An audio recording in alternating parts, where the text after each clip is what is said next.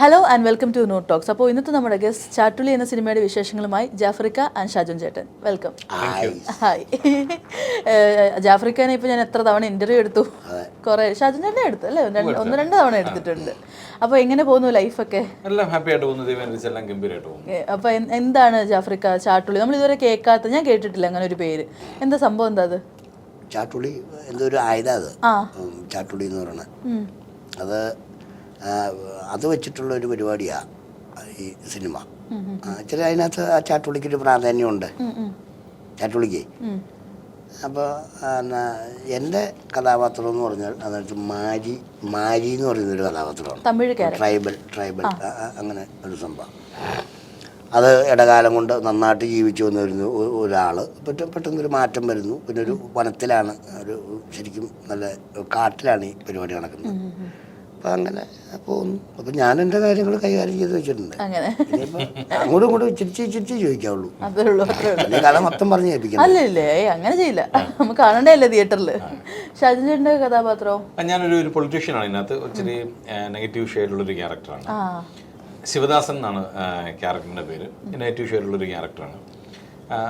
എന്നെ പ്രധാനമായിട്ടും എൻ്റെ ക്യാരക്ടറിലുപരി എന്നെ ഈ സിനിമയിലേക്ക് ആകർഷിച്ചത് സത്യം പറഞ്ഞാൽ ജാഫ്രിക്കയുടെ ക്യാരക്ടറും ജാഫ്രിക്ക ആ ഒരു കഥ കേട്ട് കഴിഞ്ഞപ്പോൾ ജാഫ്രിക്കയുടെ ക്യാരക്ടറാണ് എനിക്ക് കൂടുതൽ ഇഷ്ടപ്പെട്ടത്. അപ്പോൾ ജാഫ്രിക്ക അത് ചെയ്യുന്നു എന്ന് പറഞ്ഞപ്പോൾ തന്നെ ജാഫ്രിക്ക ഇത് എങ്ങനെയായിരിക്കും ചെയ്യുക, അത് അടുത്ത് നിന്നറിയാനുള്ളൊരു ആഗ്രഹം, ഒരു ഇതുണ്ടല്ലോ. അങ്ങനെയാണ് സത്യം പറഞ്ഞാൽ ഞാൻ ഈ സിനിമ എനിക്ക് കൂടുതൽ ഇഷ്ടപ്പെട്ടതാവുന്നത്.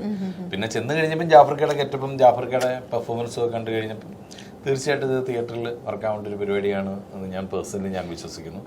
ആഫ്രിക്ക ഗംഭീരമായിട്ട് ചെയ്തിട്ടുണ്ട്. ഞാൻ സത്യം പറഞ്ഞാൽ ഇത് തിയേറ്ററിൽ റിലീസായിട്ട് അതൊന്ന് കാണാൻ വേണ്ടിയിട്ടുള്ളൊരു ആഗ്രഹത്തിലാണ്. ഈ അടുത്ത് മറ്റൊരു സിനിമയും കൊണ്ട് ജാഫ്രിക്കയോടൊപ്പം ചെയ്തു. അതൊക്കെ വളരെ വ്യത്യസ്തമായ ക്യാരക്ടേഴ്സാണ് ജാഫ്രിക്ക ഇപ്പോൾ സെലക്ട് ചെയ്തുകൊണ്ടിരിക്കുന്നത്. നല്ല നല്ല സിനിമകളാണ് ജാഫ്രിക്ക ചൂസ് ചെയ്തുകൊണ്ടിരിക്കുന്നത്. അപ്പോൾ അതിലൊന്നായിരിക്കും തീർച്ചയായിട്ടും ചാട്ടുളി. ഷാജുൻ ചേട്ടൻ ഇപ്പോൾ നെഗറ്റീവ് ഷെയ്ഡിലുള്ള ക്യാരക്ടേഴ്സ് കുറച്ചായില്ലേ അങ്ങനെ ചെയ്തിട്ട്? അപ്പോൾ പേഴ്സണലി ചേട്ടന് എൻജോയ് ചെയ്യുന്നത് എങ്ങനെ? കുറച്ചുകൂടെ ചാലഞ്ചിങ് ഈ നെഗറ്റീവ് ഷെയ്ഡ്സ് ഉള്ള ക്യാരക്ടർ ചെയ്യുമ്പോഴാണ്? എല്ലാ ക്യാരക്ടേഴ്സ് ചെയ്യുമ്പോൾ നമ്മൾ എൻജോയ് ചെയ്ത് തന്നെയാണ് ചെയ്യുന്നത്. ഇപ്പം ഈ അടുത്ത കുറച്ച് നെഗറ്റീവ് ക്യാരക്ടേഴ്സാണ് വരുന്നത്. എന്നാലും വ്യത്യസ്തമായിട്ടുള്ള ക്യാരക്ടേഴ്സും ഒക്കെ ചെയ്യാൻ പറ്റുന്നുണ്ട്. ഇപ്പോൾ CID രാമേന്ദ്രൻ റിട്ടയർഡ് SI ആണെന്നുണ്ടെങ്കിൽ, ഇപ്പം ഇന്നലെ റിലീസ് ചെയ്ത ബ്രൊമാൻസ് ആണെങ്കിലും ഒക്കെ നമ്മൾ ഇച്ചിരി വേറൊരു ടൈപ്പ് ക്യാരക്ടേഴ്സാണ്. അപ്പം ദൈവാനുഗ്രഹമാണ് ഇങ്ങനെ വ്യത്യസ്തമുള്ള ക്യാരക്ടേഴ്സ് നമുക്ക് വരുന്നെന്ന് പറയുന്നത്. പക്ഷെ എല്ലാ ക്യാരക്ടേഴ്സും ചെയ്യാനും എന്താണ് ഒരു ചലഞ്ച് തന്നെയാണ്. ആ ക്യാരക്ടറിൻ്റെ വലുപ്പം അറിയുമ്പോൾ നമ്മൾ അതിന് വേണ്ടിയിട്ട് നമ്മൾ കുറച്ച് കഷ്ടപ്പെട്ട് നമ്മൾ ചെയ്യുന്നു എന്ന് മാത്രമല്ല, എല്ലാ ക്യാരക്ടേഴ്സും ഒരുപോലെ തന്നെയാണ്. എന്നാലും ഹ്യൂമർ ചെയ്യാൻ കുറച്ചുകൂടെ നമ്മളൊരു ട്യൂൺഡാണ്. നമുക്കൊരു മിമിക്രി ബാക്ക്ഗ്രൗണ്ട് ഉള്ളതുകൊണ്ട് തന്നെ നമുക്ക് ഹ്യൂമർ ക്യാരക്ടേഴ്സ് വരുമ്പോൾ നമുക്ക് കുറച്ചുകൂടി ഒരു ഇഷ്ടമുണ്ട് നമുക്ക് അതിനോട്. മറ്റേത് ചെയ്യുമ്പോഴാണ് നമ്മളെ ഉള്ളിൽ നമ്മളൊരു ആക്ടർ എന്നുള്ള രീതിയിൽ ഒരു നെഗറ്റീവ് ക്യാരക്ടർ ചെയ്യുമ്പോഴോ അല്ലെങ്കിൽ ഒരു ക്യാരക്ടർ റോളൊക്കെ ചെയ്യുമ്പോഴാണ് ഒരു ആസ് ആൻ ആക്ടർ എന്നുള്ള രീതിയിൽ നമുക്ക് കുറച്ചുകൂടെ ഒന്ന് പ്രിപ്പയർഡ് ആവണം എന്നൊക്കെ നമുക്ക് തോന്നുന്നത്. മറ്റത് നമ്മളൊരു മിമിക്രി ബാക്ക്ഗ്രൗണ്ടിൽ നിന്ന് വന്ന ആളായതുകൊണ്ട് തന്നെ ഒരു ഹ്യൂമർ സീനോ അല്ലെങ്കിൽ ഹ്യൂമർ സിറ്റുവേഷനോ അല്ലെങ്കിൽ ഒരു ഹ്യൂമർ ക്യാരക്ടർ എന്ന് പറയുമ്പോൾ കുറച്ചുകൂടി നമുക്കൊരു ഈസി ആയിട്ട് തോന്നാറുണ്ട്. എല്ലാം ഏക്കണം എന്നില്ല, പക്ഷെ ചെയ്യുമ്പോൾ നമുക്ക് കുറച്ചുകൂടി ഒരു ഈസിനെസ് ഫീൽ ചെയ്യാറുണ്ട്. ജാഫ്രിക്കയ്ക്ക് ഈ പറയുന്ന പോലെ, ജാഫ്രിക്ക എന്ന് പറയുമ്പോൾ തന്നെ ജാഫർ ഇടുക്കി, ആ ഇടുക്കി എന്നുള്ളൊരു ഇതാണ് മെയിനായിട്ട്. അപ്പോൾ ഇടുക്കി എന്ന സ്ഥലം ജാഫ്രിക്കയുടെ ഒരു കരിയറിനെ എന്തുമാത്രം ഇൻഫ്ലുവൻസ് ചെയ്തിട്ടുണ്ട്? ആക്ടിങ്ങിനെ അത് ഇൻഫ്ലുവൻസ് ചെയ്തിട്ടുണ്ടോ? ആക്ടിങ് ആ സമയത്തൊന്നും ആക്ടിങ് ഒന്നുമില്ല. അല്ല, ഇടുക്കിക്കാരൻ എന്ന ഇടുക്കിയിലാണല്ലോ ജാഫ്രിക്ക. അല്ല, ആ നാട്ടും പുറത്തുകാരൻ പ്രേക്ഷകൻ നോക്കുമ്പോൾ ജാഫ്രിക്കാനെ ഒരുപാട് ഹെൽപ്പ് ചെയ്തു. അതെ. കാര്യം അവിടുത്തെ ഞാൻ ജാഫ്രിക്കയോട് ചോദിച്ച് മനസ്സിലാക്കിയ കുറെ കാര്യങ്ങളാണ്. അവിടുത്തെ കുറെ ക്യാരക്ടേഴ്സ്, ജാഫ്രിക്ക പറയുന്ന ചില ക്യാരക്ടേഴ്സിനൊന്നും നമ്മൾ വേറെ എങ്ങും നമുക്ക് കാണാൻ കിട്ടില്ല. അപ്പൊ അത് ജാഫ്രിക്കയുടെ ആക്ടിങ്ങിന് ഒരുപാട് ഹെൽപ്പ് ചെയ്തിട്ടുണ്ടെന്നുള്ളതാണ്. അങ്ങനെ അതാണ് എന്റെ നാട്ടല്ലേ, എന്റെ നാട്ടിലെ. ഇപ്പൊ മഹേഷിന്റെ പ്രതികാരത്തിലാണെങ്കിൽ തന്നെ നടന്നു വരുമ്പോ അവരുടെ വളരെ പച്ചയായ ഒരു മനുഷ്യൻ നമ്മൾ ഇവിടേക്കോ നാട്ടിൻപുറത്ത് കാണുന്ന ഒരാളാണ്. ഇടുക്കിയുടെ അങ്ങനെ പിടിച്ചിട്ടുണ്ട്. അങ്ങനെ ഇപ്പൊ ഞാൻ എൻ്റെ വീട്ടുപേര് പറഞ്ഞ് ഞാൻ വേറെ ഇന്റർവ്യൂ പറഞ്ഞ വീട്ടുപേര് പറഞ്ഞു കഴിഞ്ഞാൽ അവർക്ക് വല്ല ബുദ്ധിമുട്ടെന്ന് തോന്നിയാലോ, അതുകൊണ്ട് ഞാൻ പറയുന്നില്ല. ഒരു കുഞ്ഞുഞ്ഞേട്ടൻ എന്ന് പറഞ്ഞ ഒരാളാണ് ചുരുളി എന്ന് പറയുന്ന സിനിമയല്ലേ, അതെ. എനിക്ക് ആ കുഞ്ഞുഞ്ഞേട്ടൻ ഞാൻ ആ കാണിച്ച പോലെയൊക്കെയാണ് കാണിക്കണേ. അങ്ങനെ ചില സാധനങ്ങളൊക്കെ അങ്ങനെയൊക്കെ ഒരു പള്ളിയിലച്ചും ചെയ്തിട്ടുണ്ട് ഞാൻ. കുറേ പള്ളിയിലച്ചും ചെയ്തു. അപ്പോൾ അങ്ങനെ ഓരോരുത്തരൊക്കെ പിടിക്കുന്ന കാര്യം വെച്ച് കഴിഞ്ഞാൽ ഞങ്ങൾ അനുകരണ കലയിലൂടെ വന്നാ ഞാൻ വന്ന അങ്ങനെ, അതായത് മിമിക്രിയിലൂടെ വന്നേ. അപ്പോൾ നമ്മളൊരു ഒരാളെ കണ്ടിട്ടുണ്ടെങ്കിൽ നമ്മളത് ഗ്രാസ്പ് ചെയ്യൂലേ, ഒരാളെ നമ്മൾ പിടിക്കും. അങ്ങനെ പിടിച്ചൊക്കെ ചെയ്യണം.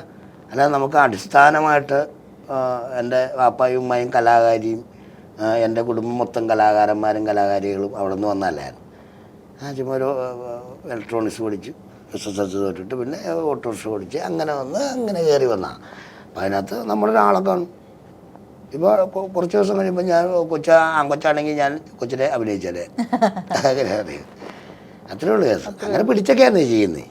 അപ്പോൾ അങ്ങനെ ആളുകളെ നിരീക്ഷിക്കാറുണ്ട്. അങ്ങനെ അല്ല, മൊത്തത്തിൽ അങ്ങനെയാന്ന് ഒരു അവരെയൊക്കെ അങ്ങനെയൊക്കെ കണ്ടിട്ടുള്ള ആൾക്കാരെ വെച്ചിട്ടൊക്കെ ഓരോ സ്ഥലത്തൊക്കെ കൈകാര്യം ചെയ്തുകൊണ്ടിരിക്കുന്നത്. ഷാജുണ്ട് അങ്ങനെ ആരെങ്കിലും ഇതേപോലെ ഇൻഫ്ലുവൻസ് ആയിട്ട് ഒരു കഥാപാത്രം കിട്ടിയപ്പോൾ അങ്ങനെ ചെയ്തിട്ടുണ്ട്? ഇല്ല, അങ്ങനെ നമ്മൾ മനഃപൂർവ്വം ഇതുവരെ അങ്ങനത്തെ ഒരു ക്യാരക്ടേഴ്സിലോട്ട് ചെയ്യേണ്ട അങ്ങനെ ചെയ്തിട്ടില്ല ഇതുവരെ. ആക്ച്വലി നമുക്ക് നമ്മുടെ ഡയറക്ടറോ നമ്മുടെ റൈറ്ററോ നമുക്ക് നമ്മളോട് പറഞ്ഞു തരുന്നൊരു കാര്യം വരുമ്പം തന്നെ നമ്മൾ ഓട്ടോമാറ്റിക്കായിട്ട് ആ ഒരു ക്യാരക്ടർ ആവാൻ വേണ്ടി അറിയാതെ അങ്ങനെ വരുന്നതാണ്. അപ്പോൾ അതല്ലാതെ ഒരു ആരെങ്കിലും കണ്ടിട്ട് ചിലപ്പോൾ അറിയാതെ നമ്മളെ ഇൻഫ്ലുവൻസ് ചെയ്യുന്നുണ്ടായിരിക്കാം കേട്ടോ. നമുക്ക് അറിഞ്ഞുകൂടാ. ചില ക്യാരക്ടേഴ്സൊക്കെ നമ്മളോട് പറയുമ്പോൾ നമ്മൾ പണ്ട് കണ്ട ആരെങ്കിലും ഒക്കെ അറിയാതൊക്കെ നമുക്ക് വരുന്നുണ്ടാവും. ഒബ്സർവേഷൻ എന്ന് പറയുന്ന ഒരു ആക്ടറിന് വേണ്ടതാണല്ലോ. അപ്പം നമ്മൾ ഓട്ടോമാറ്റിക്കായിട്ട് തന്നെ അതിപ്പം ഒരു ആക്ടർ ആവണമെന്നില്ല. ഇപ്പം ഇയാളാണെന്നുണ്ടെങ്കിലും നമ്മൾ പണ്ട് കണ്ട പലരും ഇങ്ങനെ നമ്മുടെ ഉള്ളിലുണ്ട്. നമ്മൾ ചില സിറ്റുവേഷനിൽ നമ്മൾ റിയാക്ട് ചെയ്യുമ്പോൾ ചിലപ്പോൾ നമ്മളറിയാതെ അവരുടെ മുഖങ്ങളോ അവരുടെ ഒരു ബോഡി ലാംഗ്വേജ് ഒക്കെ നമുക്കിങ്ങനെ കയറി വരും. അപ്പോൾ അത് വളരെ നല്ലതാണ്. ഒബ്സർവ് ചെയ്യുന്നത് വളരെ നല്ലതാണ്. പിന്നെ ഒരു കാര്യം കൂടെ പറഞ്ഞേക്കാം. അപ്പം ഞാനങ്ങനെ കണ്ടിട്ട് ഒക്കെയാണല്ലോ പലരെയും കണ്ട് കേട്ടിട്ട് അങ്ങനെ ചെയ്യണമെന്ന് പറഞ്ഞില്ലേ. ഞാനിപ്പോൾ ഈ ചാട്ടുളി എന്ന് പറയുന്ന സിനിമയിൽ ഞാൻ ഒരു അന്ധത ബാധിച്ച ആളായിട്ട് ഒക്കെ അഭിനയിക്കേണ്ടതിനകത്ത് അത് ഞാൻ എൻ്റെ കണ്ണിൽ പറ്റിയിട്ടുള്ള സംഭവമല്ല. അല്ല, അത് ഡയറക്ടർ എന്ന് പറയുന്ന രാജസ്ഥാൻ സാർ പറയുക ഇങ്ങനെയാണ് കാര്യങ്ങൾ, ഇങ്ങനെയുള്ള ഒരാളാണ് എന്താണെന്ന് പറഞ്ഞിട്ടെടുത്താട്ടോ. അല്ല, അത് എനിക്ക് എൻ്റെ പണി കണ്ടിട്ടില്ല. ചില ക്യാരക്ടേഴ്സിന് ചിലപ്പോൾ നമുക്ക് അങ്ങനെ ഒരാളുടെ ഇത് കിട്ടും. ബാക്കി കൂടുതൽ നമ്മുടെ ഒരു 5-8 പടത്തിൽ ഞാൻ പറയാം. ഞാൻ ഓരോരുത്തരും എൻ്റെ നാട്ടിലൊക്കെ കണ്ടു കേട്ടിട്ടുള്ള ആൾക്കാരെ അങ്ങനെ ഒരു കള്ളൂടിയം വരെയും ചെയ്തിട്ടുണ്ട്. അത് കനകങ്കാമിനി കലകം എന്ന് പറയുന്നത്. അതെൻ്റെ നാട്ടിൽ ഒരാളുള്ള അങ്ങനെ ആളുടെ പേര് ഞാൻ ഇപ്പം പറയാം. ഇൻഷുർ മാത്രം പറയില്ല. അല്ല, പേര് കൂട്ടി തന്നെ നാട്ടും പേര് കൂട്ടി പറയുന്നത് ഫ്രാൻസിസ് എന്നാണ് അയാളുടെ പേര്. പക്ഷേ വീട്ടുപേര് കൂട്ടിയാൻ പറയല. അത് ഇങ്ങനെയായിരുന്നു. രാവിലെ 9:30 മാറി വരും, രാത്രി 11-11:30 ആകുമ്പോഴത്തേനും അവർ ഉന്തിത്തള്ളി ഇറക്കി വിട്ട് ഷട്ടർ അടച്ചു വിടുന്ന ഒരാള്. അങ്ങനെയായിരുന്നു. അപ്പം അതാണ്, അതേ ഉള്ളൂ. അതപ്പോൾ ഇത് ഞാൻ ചോദിച്ച് മനസ്സിലാക്കി തന്നെ കൈകാര്യം ചെയ്തിരിക്കുന്ന സംഭവം. എപ്പോഴെങ്കിലും ഒരു സിനിമയുടെ ഒരു സ്ക്രിപ്റ്റ് കണ്ടിട്ട് നിങ്ങൾ ആരെങ്കിലും റിജക്റ്റ് ചെയ്തു, അതിനുശേഷം അയ്യോ അത് കളയണ്ടായിരുന്നു എന്ന് തോന്നിയിട്ടുണ്ടോ? ഇല്ല, എൻ്റെ ലൈഫിൽ അങ്ങനെ ഉണ്ടായിട്ടില്ല. ചില കഥകൾ കേൾക്കുമ്പോൾ തന്നെ വൺലൈൻ കേൾക്കുമ്പോൾ തന്നെ നമുക്കറിയാമല്ലോ ഇത് തീരെ മറക്കാമില്ല. നമ്മൾ സിനിമ ചൂസ് ചെയ്യുന്നതിന് പല പല ഘടകങ്ങളുണ്ടല്ലോ. ചിലത് നമ്മുടെ എന്താണ് നല്ല നല്ല ക്യാരക്ടേഴ്സ് വരുമ്പോൾ നമ്മളതിൽ പൈസയോ കാര്യങ്ങളോ മറ്റു കാര്യങ്ങളോ ഒന്നും നോക്കില്ല. നമ്മൾ നമുക്കിത് ചെയ്യണം. കാര്യം ഒരു നല്ല സിനിമയാണ്. അപ്പോൾ ആ സിനിമയ്ക്ക് വേണ്ടിയിട്ട് നമ്മൾ ബാക്കി കാര്യങ്ങളൊക്കെ മറക്കുക എന്നുള്ളതാണ്. നമുക്ക് കിട്ടിക്കൊണ്ടിരിക്കുന്ന പ്രതിഫലം നമ്മൾ നോക്കില്ല, പല സൗകര്യങ്ങളും നമ്മൾ നോക്കില്ല. ആ സിനിമയ്ക്ക് ആവശ്യമാണെങ്കിൽ നമ്മളത് അതിനൊപ്പം നിൽക്കുക എന്നുള്ളതാണ്. മറ്റു ചില സിനിമകൾ നമ്മൾ ചില സൗഹൃദങ്ങൾ വഴി നമ്മൾ ചെയ്യേണ്ടതായിട്ട് വരും അല്ലേ. പിന്നെ അങ്ങനെ പല പല കാരണങ്ങൾ. ചിലത് നമ്മൾ പൈസ മാത്രം നോക്കി ചില സിനിമകൾ ചെയ്യും. നമുക്കറിയാമായിരിക്കും ആ സിനിമ ചെയ്യുമ്പോൾ തന്നെ നമുക്കറിയാം ഇത് വട്ടകത്തത്തില്ല ചിലപ്പം. എന്നാലും ഓക്കെ, നമ്മൾ ആ സമയത്ത് നമ്മൾ ഫ്രീ ആണ്. ഇത് നമ്മുടെ തൊഴിലും കൂടെയാണല്ലോ. അപ്പം ഞാൻ എൻ്റെ പേഴ്സണൽ കാര്യമാണ് പറയുന്നത് കേട്ടോ. അപ്പം നമുക്ക് ഇപ്പം ഭയങ്കരമായിട്ട് ചൂസ് ചെയ്യാവാനൊന്നും നമുക്ക് പറ്റില്ല.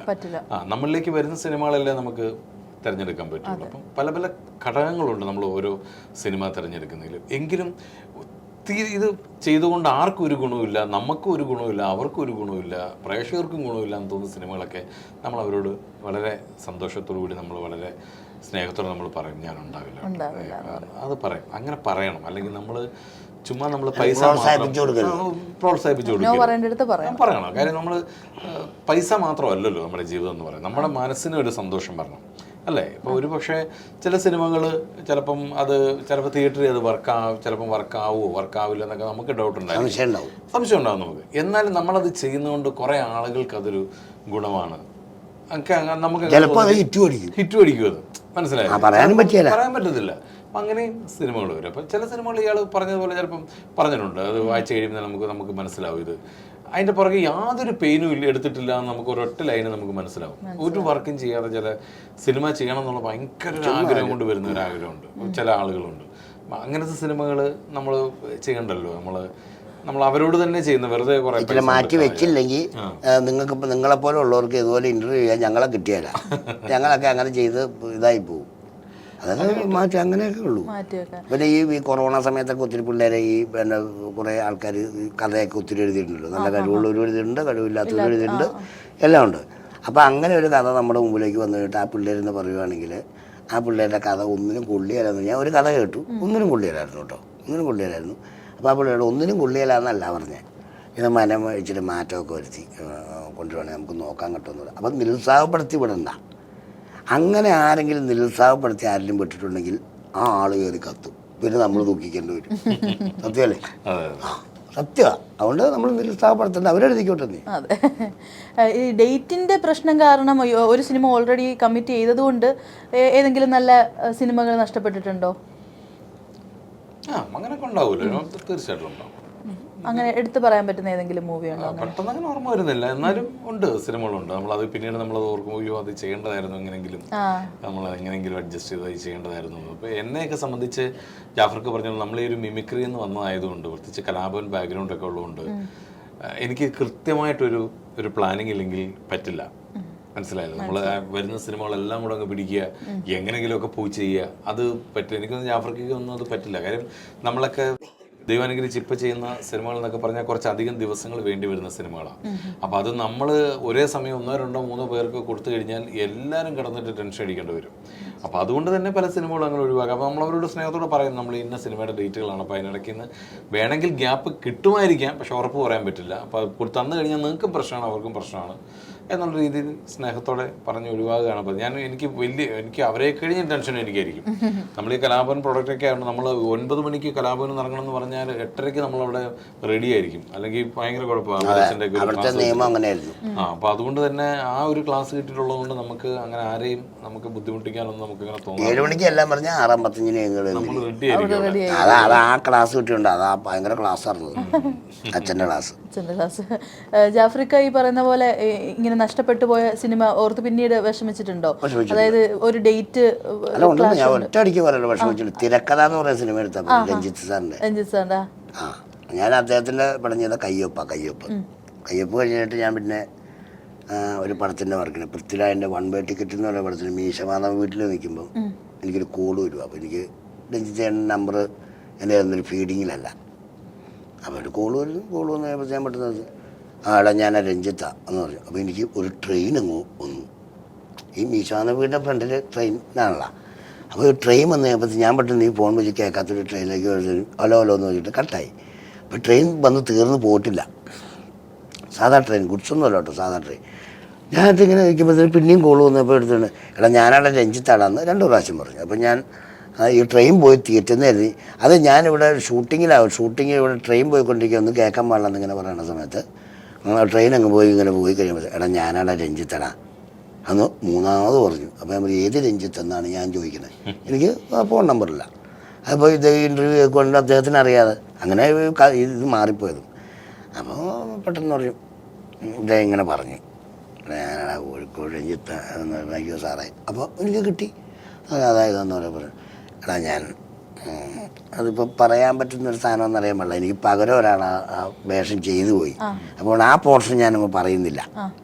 പുള്ളി പറഞ്ഞു എടാ ഇന്ന ആളെക്കുറിച്ച് ഒരു മഹത്തായ ഒരു മേക്കപ്പ് മാനെ കുറിച്ച് എഴുതി വെച്ചിരിക്കുന്നത് 3 കാലഘട്ടം, അത് നിന്നെ ഞാൻ മനസ്സിൽ കണ്ട് ഇങ്ങനെ തന്നെ പറഞ്ഞു, മനസ്സിൽ കണ്ട് എഴുതിയേക്കുന്നത് നീ ഒന്ന് ചെയ്യണമെന്ന് പറഞ്ഞപ്പോൾ എനിക്ക് വല്ലാതെ. ഇപ്പം ഞാൻ പെട്ടെന്ന് അത് ഞാനൊരു പടം ഏറ്റിട്ടുണ്ടെന്ന് പറയും. ഏത് പടം? കബഡി എന്ന് പറഞ്ഞാൽ കലാഭവമണിയുടെ പടമെന്ന് പറഞ്ഞു. നീ കമ്മിറ്റ് ആയില്ലെങ്കിൽ ഇത് വന്ന് ചെയ്യടാന്ന് പറഞ്ഞു. എന്നിട്ട് പിന്നെ എന്നോട് പറഞ്ഞ ഡേറ്റ് കഴിഞ്ഞിട്ട് 1 മാസം കൂടെ കഴിഞ്ഞിട്ടാണ് ചെയ്തത്. അത് ഒരു പ്രശസ്തനായ എന്നെ ഭയങ്കര പ്രശസ്തനായ നടൻ ആ വേഷം ചെയ്തു. അപ്പോൾ എനിക്കൊരു ദുഃഖമുണ്ടായി. തിരക്കഥ എന്ന ആ സിനിമയുടെ തരുൺ മൂർത്തിയുടെ ഫസ്റ്റ് പടം അത് ഈ പറഞ്ഞതുപോലെ ഞാൻ ആ പടം തിയേറ്ററിൽ പോയി കണ്ടിട്ട് ഞാൻ വരുന്ന വഴിക്ക് അതിൽ അഭിനയിച്ച ഇർഷാദിൻ്റെ ഞാൻ നമ്പർ മേടി. ഞാൻ പുള്ളിനെ ഞാൻ പറയുമ്പോൾ അടിപൊളിയായിട്ടുണ്ട്, ഗംഭീര സിനിമ കലക്കിയിട്ടുണ്ട് കേട്ടോ എന്നൊക്കെ പറഞ്ഞു. ഞാൻ പറഞ്ഞു ആ ഡയറക്ടറെ നമ്പർ എനിക്ക് തരുമോ എന്ന് പറഞ്ഞ് ഞാൻ അദ്ദേഹത്തിന് ഇർഷാദ് കടന്ന് നമ്പർ മേടിച്ച് ഞാൻ ഡയൽ ചെയ്ത് കഴിഞ്ഞപ്പോൾ ഞാൻ നോക്കുമ്പോൾ എൻ്റെ ഫോണിൽ ഓൾറെഡി ഈ നമ്പറുണ്ട്, തരുൺ എന്ന് പറഞ്ഞിട്ട് എൻ്റെ കയ്യിലുണ്ട്.